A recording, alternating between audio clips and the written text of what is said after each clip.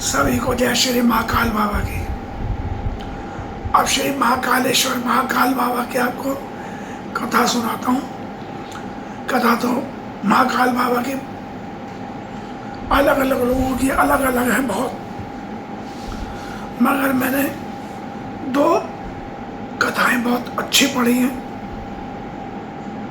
तो सबकी अपनी अपनी अलग राय है। लेकिन जो मैं अभी इनका छोटा सा बहुत तुच्छ एक कण का भी करोड़वां हिस्सा हूँ, तो मेरे भाग्य खुल जाए। तो कथा सुना रहा हूँ, जरा ध्यान से मन लगा के सुनना। उज्जैनी का नाम उस टाइम अवंतिकापुरी था। अवंतिकापुरी में एक ब्राह्मण शिवलिंग बनाकर भगवान शिव की पूजा करते थे, पूरे मगन हो के। भगवान शिव उनके पूरा ध्यान रखते थे। तो उनके 4 पुत्र हुए, देवप्रिय, मेधाप्रिय, सुकर और धर्मबाहु। अब वो भी ब्राह्मण के समान भगवान शिव के पुजारी, उनका पूरा नियम, पूरे विचारों से, पूरे सब तरह से भगवान शिव की पूजा करते थे। अब ब्राह्मण की मृत्यु हो गई तो चारों ने शिवलिंग का पूरा कार्यभार संभाल लिया। उसी राज्य में बाहर रतनमाला पर्वत के पास एक दूषण नाम का राक्षस रहा करता था। उसने तपस्या करके ब्रह्मा से वरदान प्राप्त कर लिया था कि उसको मानव दानव कोई नहीं मार सके। तो उसके बाद वो पृथ्वी लोक पर आकर सब लोगों को, मानवों को मारने लगा। बाद में उसने ब्राह्मणों को भी मारना शुरू कर दिया। तो आसपास का समाज, मानव समाज, सभी लोग उन ब्राह्मण के पुत्रों के पास, चारों के पास, देवप्रिय, मेधाप्रिय, सुकर्त और धर्मभाव के पास पहुंचते, कहते हैं प्रभु अब आप ही बचाओ, भगवान शिव से प्रार्थना करो, हम सबके प्राण संकट में हैं। दूषण ने बहुत अंत की उतार दी है, आसपास के सारे राजा मार दिए हैं और जगह बेहाल कर दिया है। तो चारों ब्राह्मण पूजा करने लग जाते हैं, शिव को प्रसन्न करने लग जाते हैं, प्रार्थना करते हैं प्रभु आ जाओ। इतने में दूषण अपने पुत्रों के साथ, अपने सेनापति के साथ अवंतिका नगरी में घुस जाता है और वहीं पहुंच जाता है। जैसे वो चारों ब्राह्मणों को, पुत्रों को, चारों ब्राह्मण पुत्रों को मारना शुरू करने वाला होता है, तभी शिवलिंग से भगवान शिव प्रकट हो जाते हैं और प्रकट होते पूरी सेना का संहार कर देते हैं और दूषणों को त्रिशूल से मार देते हैं। तब ब्राह्मण पुत्र से बड़ी प्रार्थना करते हैं, प्रभु आप यहीं स्थापित हो जाओ, आप ही इस नगर के राजा बन जाओ, आप ही महाराज हैं अवंतिका के, आप ही रक्षा कीजिए अवंतिका की। तो उनकी प्रार्थना सुनकर, सब लोगों की प्रार्थना सुनते हैं, भगवान शिव बड़े प्रसन्न होते हैं, कहते हैं ठीक है, आज से अवंतिका का राजा हम हैं और जो कोई भी अवंतिका में राजा बनकर रहेगा उसकी मृत्यु हो जाएगी। ये कहकर शिवलिंग में ही भगवान ज्योतिर्लिंग रूप में स्थापित हो जाते हैं। पहली कथा ये थी।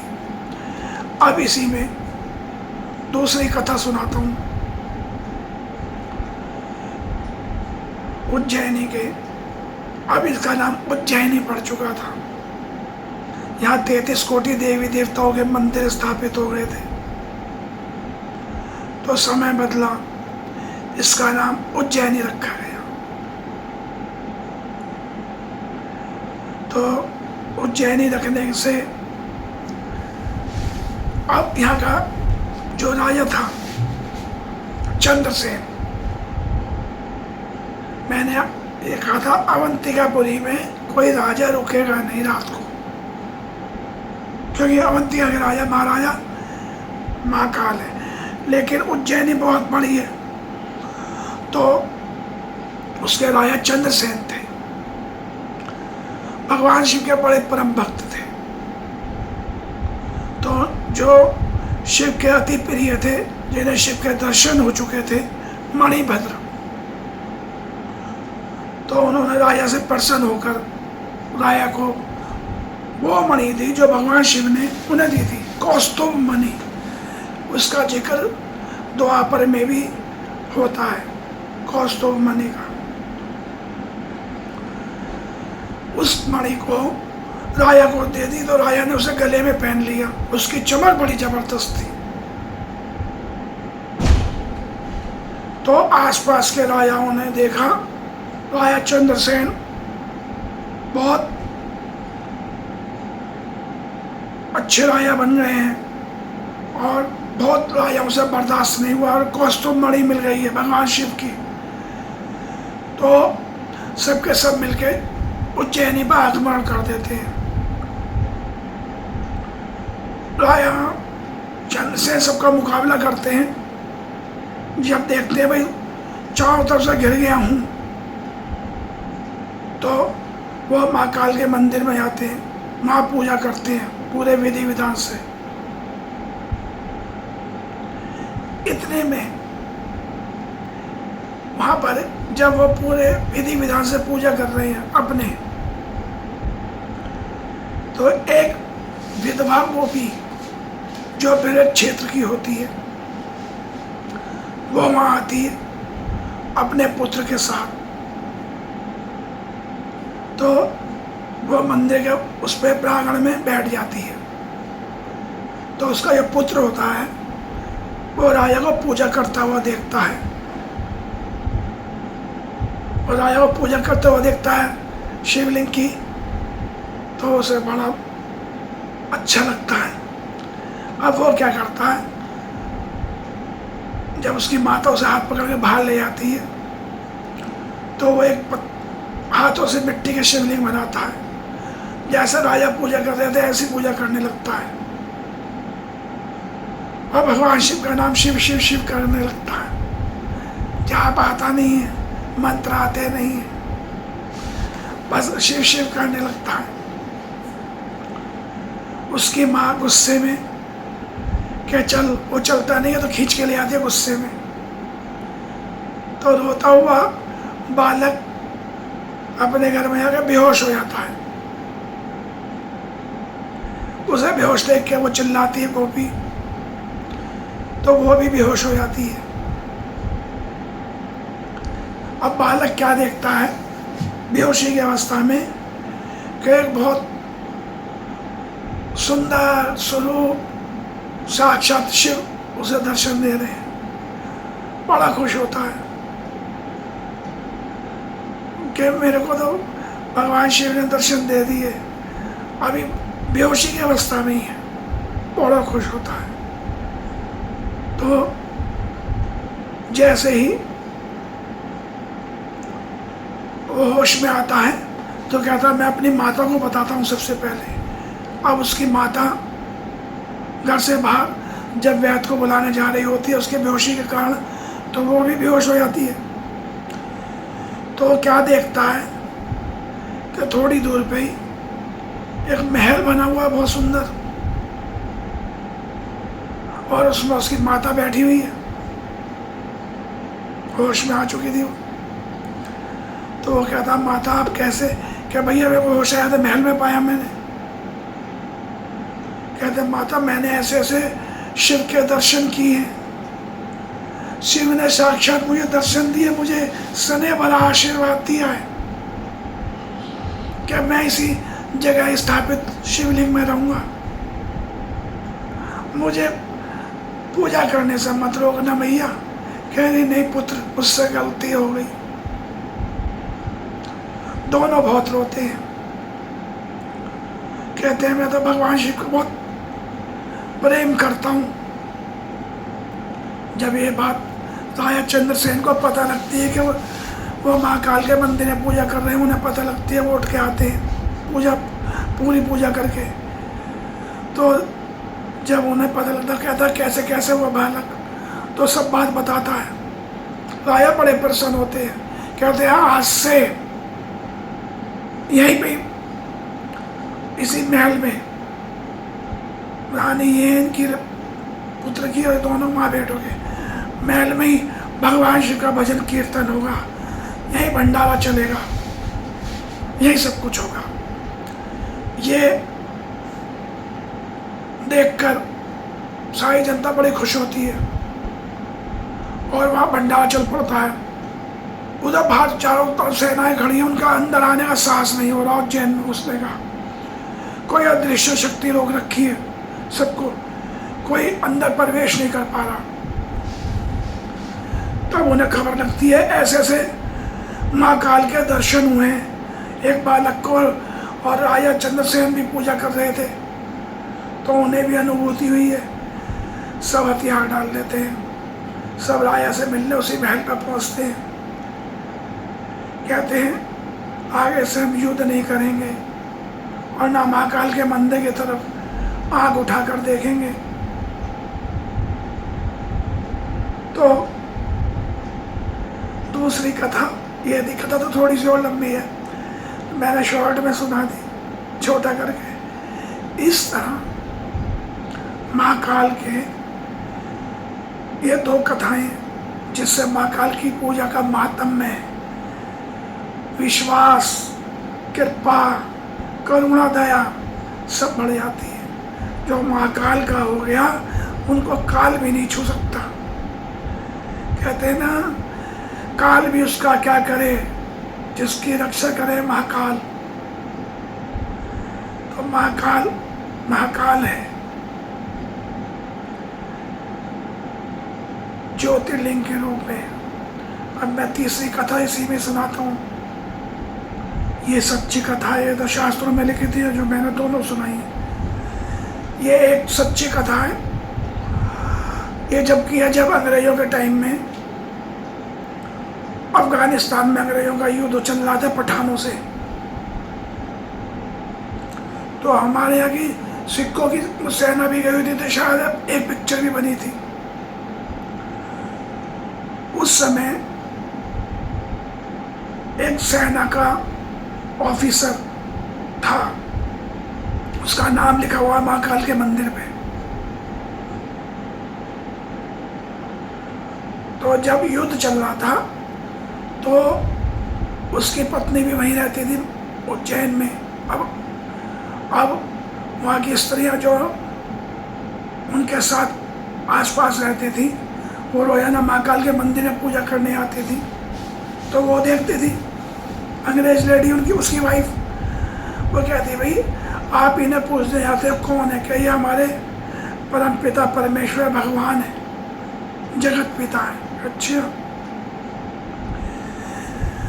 कि मेरे पति को 3 महीने से लापता हैं, ना सेना को मालूम है, अंग्रेजी सेना को, ना दुश्मनों के पास है, पता नहीं कहाँ है। तो क्या तुम्हारे भगवान पता लगा सकते हैं? तो कहती है आप, वो कहती है स्त्रियां, आप कल और परसों सोमवार है, 3 दिन लगातार पूजा करो, महाकाल पर जल चढ़ाओ और जो मांगना मांग लेना। वो अंग्रेज लेडी जल चढ़ाती है सोमवार के दिन, बड़ी प्रार्थना करती है, रोती है, मेरे पति को वापस ला दो। व्रत रखती है। तो 5वें दिन खबर आती है कि भाई उसका पति जिंदा है। वो आगे बड़े खुशी से कहती है ऐसे ऐसे खबर आई है, मैं मंदिर जाती हूँ। कहते हैं जब आ जाए तब व्रत रखना एक और। कह रही नहीं, मैं व्रत पूरे रखूंगी। अब उसका पति 10-15 दिन में आ जाता है वहाँ से वापस। तो वो उससे पूछती है क्या हुआ, कह रहे मैं ऐसे ऐसे सेना के बीच में जाके फंस गया था, मुझे पठान उठा के ले गए थे, लेकिन उन्होंने मुझे पहाड़ों में छोड़ दिया। अब मैं वहाँ पे बेहोश पड़ा था 1 हफ्ते से, मुझे मालूम नहीं था। तो एक कोई साधु आया जिसके गले में सांप वगैरह पड़े हुए थे, हाथ में त्रिशूल था, मुझे उठा के मेरा उपचार किया, मुझे ठीक किया, मुझे लाके सेना के बॉर्डर पर छोड़कर चला गया और एकदम गायब हो गया। तो कहता है वो कहती है मैंने पूजा करी है, तीसरे दिन आपकी खबर मिली थी। कह रहा है सब ये सही नहीं है। कहता है जब साधु मिला था आपको तो वो तो सही है ना, मैं कहने से चलो मंदिर। तो दोनों मंदिर जाते हैं, महाकाल के माथा टेकते हैं। तो साथ में भगवान शिव की तस्वीर लगी होती है बहुत बड़ी, त्रिशूल डमरू बंधा हुआ है, उस पर माथे पर चंद्र है। कह रही है ये तो साधु था, अरे इसने तो मुझे बचाया है, इसने मेरा उपचार किया, ये मुझे लाके छोड़ के गया और गायब हो गया। कह रही है इनके भगवान है शिव, जिनका ये शिवलिंग है। मैंने पूजा करी, 3 दिन की व्रत करा था तब आपके पास। फिर वो सारी बातें जोड़ते हैं तो वो सारी बातें सही होती हैं।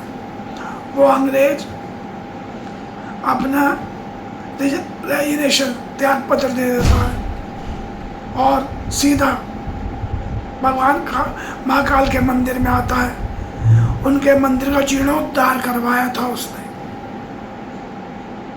अब तो अलग बन गया। उस टाइम मंदिर की अवस्था जो थी उसका पूरा अच्छे ढंग से करवाया था, उसका नाम अब भी लिखा हुआ है। अब हटा दिया हो तो बात अलग है, लेकिन पूरी कथा है ये महाकाल की कथा है। महाकाल अपने भक्तों को रोता हुआ नहीं देख सकते।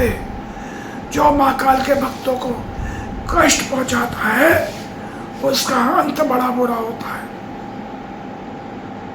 इसलिए कभी शिव भक्त का बुरा नहीं करना, वो शांत रहता है, शांत रहता है। और जब भगवान शिव उसकी तरफ से खड़े होते हैं तो वो उसके अंदर समा के तांडव करते हैं।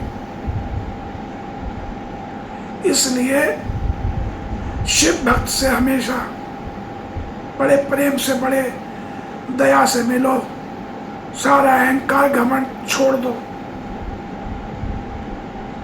जिसका कर्म अच्छा हो और मन सच्चा हो, भगवान शिव उसके साथ हमेशा रहते हैं।